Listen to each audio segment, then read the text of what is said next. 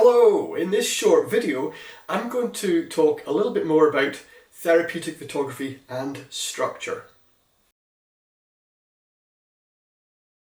My name's Gibson and I've been using therapeutic photography for many years with clients, with students. I teach courses, I've even written a book on therapeutic photography, and I think these techniques are fantastic and I want to share them with others.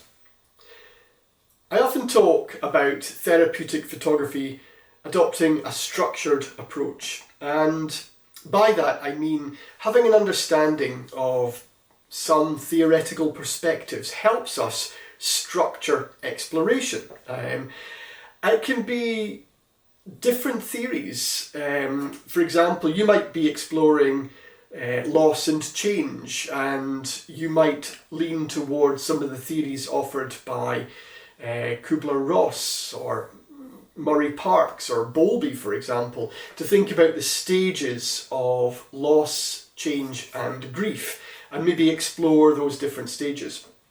It might be that you're drawn to the work of somebody like Erik Erikson and his 8-staged model, where we, in his writings, progress through different stages as we grow up, and we end up with some kind of outcome from each stage, depending on the experiences we have at each stage. So again, you can use photography to think about how you fared at each stage.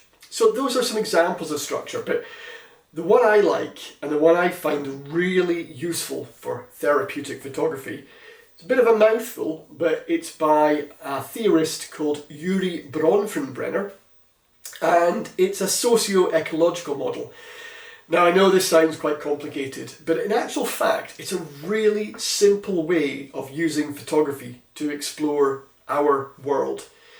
So his model proposed that we are just nested in a system of influences. So we have ourself in the middle, and we have our immediate family. And I'm using the word family as in the people that we spend most time with and who supported us when we're growing up. So these are the main influential relationships that we have. When we widen that out, we have the community that we live in, we function in. That can include schools, universities, workplaces, churches, community centres, sports clubs, whatever. So we have these other areas that we function in and that influence us. And as we continue to explore the things that impact on us, we come out to wider things like culture, society, legislation, mass media, all shape who we are, our perceptions of the world around about us.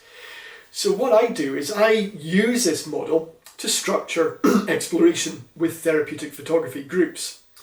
So I start gently by looking at the self, the individual, the person who is behind the camera, exploring themselves through photography. And just start with some gentle exercises to think about who we are. But then widen that exploration out to think more about the relationships that we're involved in.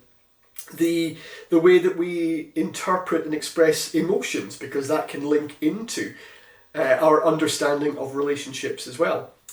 We then look at life story, narrative, how we tell our story, what's important to us on a day-to-day basis. And then right up we start to look at society and how that impacts on us. And we can do this through photography, through setting ourselves little challenges, little questions to explore with the camera and really delve into more about who we are and what impacts us. It's a really gentle way of exploring. And that's what I mean by structure. So it's not telling somebody what they need to go out and photograph, it's giving a topic for exploration and then allowing that person to exercise control and free will to go and interpret that in the best way that they see fit, so they can come back and really delve into the meaning behind that photograph. So that's what I mean by structure. It does sound like a controlling way of approaching it, but it's not. It's just to provide a little bit of guidance throughout the exploration.